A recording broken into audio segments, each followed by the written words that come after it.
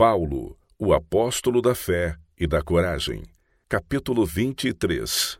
Discurso perante Agripa. Então Agripa se dirigiu a Paulo e disse: Por pouco me persuades a me fazer cristão. Paulo respondeu: Assim Deus permitisse que por pouco ou por muito, não apenas tu, ó rei, porém todos os que hoje me ouvem se tornassem tais qual eu sou, exceto estas cadeias. Atos 26, versos 28 e 29.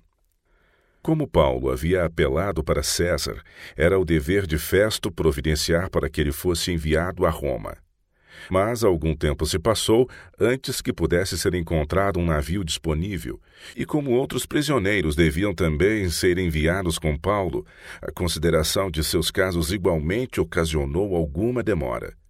E isto deu a Paulo a oportunidade de apresentar as razões de sua fé diante dos principais homens de Cesareia, e também diante do último dos Herodes, que tinha um título de rei dos judeus. Passados alguns dias, o rei Agripa e Berenice chegaram a Cesareia a fim de saudar a Festo. Sabendo que Agripa era bem versado nas leis e costumes dos judeus, Festo, durante essa visita, chamou-lhe a atenção para o caso de Paulo, como um prisioneiro deixado em cadeias por Félix.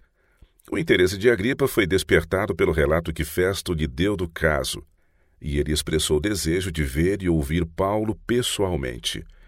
Consequentemente, o dia seguinte foi escolhido para tal entrevista. Paulo agora não iria defender-se diante de um novo tribunal, mas meramente satisfazer a curiosidade de uma audiência privada, a fim de prover uma hora de entretenimento para os ilustres hóspedes do procurador e para um grupo de convidados que representavam a riqueza e a nobreza de Cesareia. Os principais oficiais do exército deveriam estar presentes, e também os mais importantes cidadãos da cidade, e Festo decidiu tornar essa audiência uma ocasião de importante ostentação em homenagem aos seus visitantes. Com toda a pompa e esplendor da realeza, Agripa e Berenice entraram no auditório, acompanhados por uma comitiva de servidores, paramentados suntuosamente conforme o costume oriental. Com ares de orgulho, o altivo soberano, ao lado de sua formosa irmã, com passos majestosos atravessou a assembleia e assentou-se ao lado do procurador.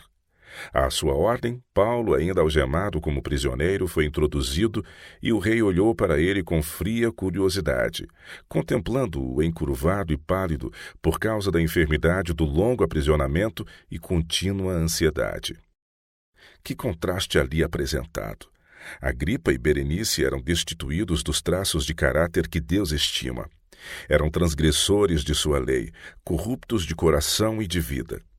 Deus e os anjos aborreciam sua conduta de pecado, mas porque possuíam em um grau limitado poder e posição, eram os favoritos do mundo.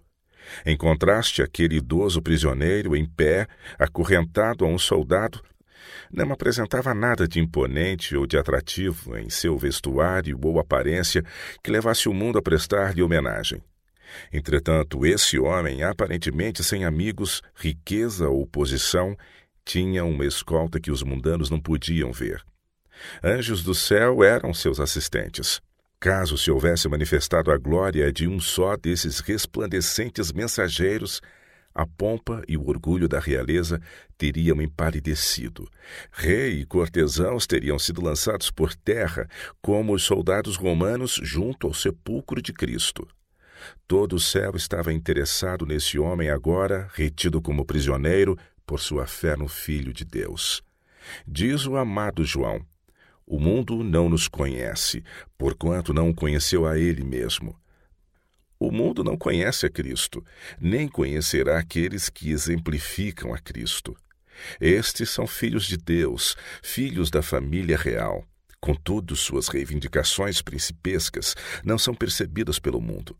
Podem excitar sua curiosidade, mas não são apreciados ou compreendidos. São para o mundo desinteressantes e em nada invejáveis. O próprio Festo apresentou Paulo à assembleia com estas palavras: Rei Agripa e todos vós que estáis presentes conosco, vede este homem, por causa de quem toda a multidão dos judeus recorreu a mim, tanto em Jerusalém como aqui, clamando que não convinha que ele vivesse mais. Porém, eu achei que ele nada praticara passível de morte. Entretanto, tendo ele apelado para o imperador, resolvi mandá-lo ao imperador. Contudo, a respeito dele, nada tenho de positivo que escreva ao soberano. Por isso eu o trouxe à vossa presença, e mormente à tua, ó rei Agripa, para que, feita a arguição, tenha eu alguma coisa que escrever, porque não me parece razoável remeter um preso sem mencionar ao mesmo tempo as acusações que militam contra ele. O rei Agripa deu então a Paulo a liberdade de falar. O apóstolo sabia de quão pouco valor são as circunstâncias exteriores da riqueza e posição mundanas, e não estava desconcertado pela brilhante pompa ou elevada posição daquele titulado auditório. A imponente vestimenta do procurador e de seus hóspedes, as espadas reluzentes dos soldados e a resplandecente armadura de seus comandantes não poderiam nem por um momento abater-lhe o ânimo ou roubar-lhe o domínio próprio.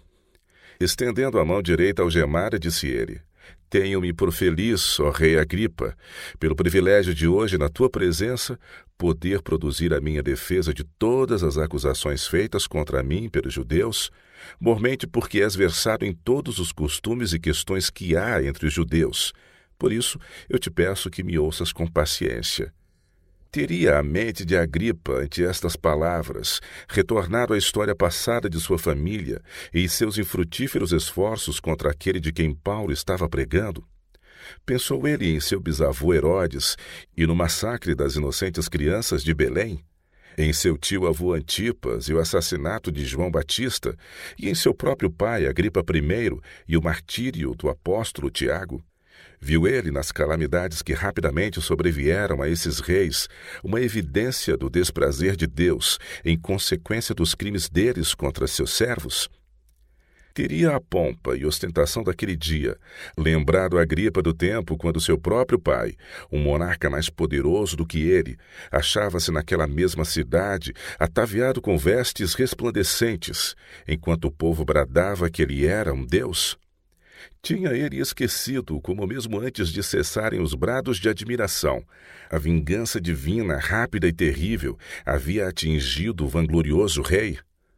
Alguma coisa de tudo isso passou rapidamente pela memória de Agripa, mas sua vaidade era lisonjeada pela brilhante cena que estava diante dele, e o orgulho e a presunção baniam todos os mais nobres pensamentos. Paulo relatou outra vez a história da sua conversão, da obstinada incredulidade de um fariseu rígido e fanático à fé em Jesus de Nazaré como o Redentor do mundo.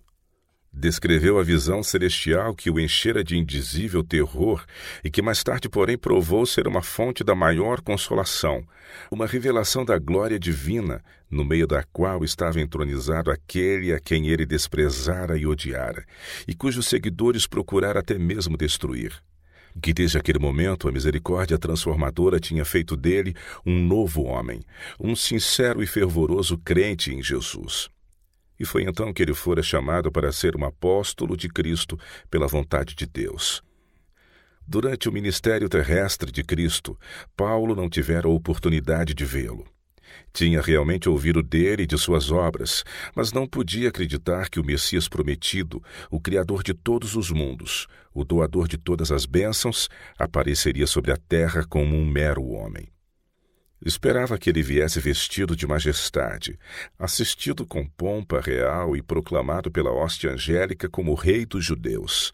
Mas descobriu depois que não tinha lido corretamente as Escrituras. Cristo veio como a profecia havia predito, um homem humilde, pregando a palavra da vida em mansidão e simplicidade. Veio para despertar os mais nobres impulsos da alma, para satisfazer os mais profundos anseios do coração e para coroar o trabalho e a luta da vida com uma infinita recompensa. Paulo tinha esperado em vão por um Messias que viesse libertar a nação do cativeiro de reis estrangeiros, mas encontrou em Cristo um libertador do cativeiro do pecado. A vida tinha sido para Paulo um cego e desconcertante conflito, uma luta desigual, uma febre de desejos irrealizados, até que viu a Cristo. Então seus anseios foram satisfeitos, seus temores banidos, seus fardos aliviados. Havia encontrado aquele de quem Moisés e os profetas escreveram: Jesus de Nazaré, o Salvador do mundo. Por que, perguntava o apóstolo, a ressurreição de Cristo lhe parecera um fato impossível? Sim, no passado assim lhe parecera, mas como poderia descrer agora daquilo que ele mesmo tinha visto e ouvido naquela visão ao meio-dia? Ele podia dar testemunho da ressurreição dos mortos, pois havia contemplado o Cristo ressurgido, o mesmo que havia palmilhado as ruas de Jerusalém, morrido no Calvário, quebrado as ligaduras da morte do Olivete, ascendido ao céu. Tão verdadeiramente como Cefas, Tiago e João, ou qualquer outro dos apóstolos, tinham o visto e com ele falado. E como poderia ele desobedecer quando a voz do céu o enviara para abrir os olhos de judeus e gentios, para que se convertessem das trevas para a luz e da potestade de Satanás para Deus, para que pudessem receber a remissão dos pecados e uma herança entre os que são santificados? Em Damasco, em Jerusalém, em toda a Judéia e aos gentios, tinha ele pregado arrependimento para com Deus, a fé em Cristo e uma vida coerente com esses ideais. Isto, e somente isto, foi o que levou os judeus a se apoderarem dele no templo e procurarem matá-lo. Mas o Senhor o havia livrado desse perigo e de todos os outros. O testemunho que ele dava de Jesus de Nazaré não era nenhuma blasfêmia, nenhuma heresia, nenhuma apostasia, mas uma verdade que estava em harmonia com todos os ensinos de Moisés e dos profetas. O apóstolo estava falando sobre o seu tema predileto de maneira solene, sincera e lúcida, atitude que lhe era peculiar em suas pregações. No todo absorvente interesse do seu assunto, ele perdia de vista reis, governadores e tribunos, riqueza, títulos e posição social. Estava testemunhando daquilo que era a razão de sua vida e podia falar com a certeza de sua longa experiência cristã e com um ardor de intensa convicção. Ninguém dos que o ouviam podia duvidar de sua sinceridade, mas, no ponto culminante de sua eloquência, foi subitamente interrompido. Os fatos relatados eram novos para Festo, como para quase todos os presentes. Todos escutavam fascinados o relato de Paulo acerca de suas maravilhosas experiências e visões, sua exposição de antigas profecias a respeito de um profeta judeu que havia sido rejeitado e crucificado, mas que ressuscitara dos mortos e ascendera ao céu, o qual unicamente podia perdoar pecados e iluminar as trevas de judeus e gentios. Essa afirmação do apóstolo foi demasiado para Festo. Ele gritou repentinamente de maneira excitada: "Estás louco, Paulo! As muitas letras te fazem delirar." O apóstolo respondeu calma e cortesmente: "Não estou louco, ó excelentíssimo Festo. Pelo contrário, digo palavras de verdade e de bom senso, porque tudo isto é do conhecimento do rei, a quem me dirijo com franqueza, pois estou persuadido de que nenhuma destas coisas lhe é oculta, porquanto nada se passou em algum lugar escondido." Então, voltando-se para Agripa, dirigiu-se diretamente a ele: "Acreditas, ó rei Agripa, nos profetas? Bem sei que acreditas." Agripa tinha sido instruído na lei e nos profetas e soubera por testemunhas confiáveis de alguns dos fatos mencionados por Paulo. Daí que os argumentos que eram tão novos e estranhos para Festo eram claros e convincentes para Agripa, e ele não podia deixar de ser afetado pelo ardente zelo do apóstolo, zelo esse que nem açoites nem prisões podiam apagar. Por um momento esqueceu a dignidade de sua posição, perdeu de vista o ambiente, consciente apenas das verdades que tinha ouvido, vendo somente um humilde prisioneiro que estava diante dele como embaixador de Deus, respondeu involuntariamente: "Por pouco me persuades a me fazer cristão." Ardorosamente o apóstolo respondeu: "Assim Deus permitisse que por pouco ou por muito, não apenas tu, ó rei, porém todos os que hoje me ouvem se tornassem tais qual eu sou." E acrescentou, erguendo as mãos aguilhoadas: "Exceto estas cadeias." Todos os que ouviram Paulo estavam convencidos de que ele não era um prisioneiro comum. Alguém que podia falar como ele tinha falado, que podia apresentar os argumentos que ele havia apresentado, que era imbuído de fé tão inspiradora, que se mostrara tão enriquecido da graça de Cristo, tão sereno na consciência de paz com Deus e os homens, alguém que podia desejar que todas aquelas principescas e eminentes personalidades tivessem a mesma esperança, confiança e fé que os sustinham, mas que sem o mínimo desejo de vingança, podia orar para que elas fossem poupadas dos conflitos, tristezas e aflições que ele havia experimentado, tal homem não podia ser um impostor. Festo, Agripa e Berenice eram os criminosos que, com justiça, deviam ostentar os grilhões que acorrentavam o apóstolo. Eram todos culpados de graves crimes. Esses transgressores tinham ouvido nesse dia a oferta de salvação mediante o nome de Cristo. Pelo menos, estivera quase persuadido a aceitar a graça e o perdão. Mas estar quase persuadido significa pôr de lado a oferecida misericórdia, significa ser convencido quanto ao caminho reto, mas recusar a aceitar a cruz do Redentor crucificado. A curiosidade do rei Agripa foi satisfeita, e levantando-se do seu assento, deu a entender que a entrevista estava terminada. Ao se dispersar a assembleia, o caso de Paulo era livremente discutido e todos concordavam que, conquanto ele pudesse ser um entusiasta ou fanático, não podia em nenhum sentido ser considerado um criminoso. Ele não tinha feito nada digno de morte ou prisão. Embora Agripa fosse judeu, não participava do zelo intolerante e do cego preconceito dos fariseus. Não tinha nenhum desejo de ver a liberdade de pensamento suprimida pela violência. Este homem, disse ele, bem podia ser solto se não tivesse apelado para César.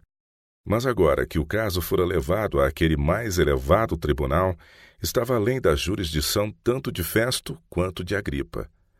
Todavia, 2 anos depois, o resultado dos procedimentos daquele dia salvou aquela vida tão preciosa para a causa de Deus. Festo, achando que seu julgamento do caso, baseado no direito romano, era amparado por um ponto de vista do próprio guardião do templo, enviou uma carta ao imperador, declarando que nenhuma acusação legal podia ser encontrada contra o prisioneiro. E Nero, cruel e inescrupuloso como era, não ousou condenar à morte um homem a quem Lísias, Félix, Festo e Agripa declaravam inocente e a quem até mesmo Sinédrio não pôde condenar.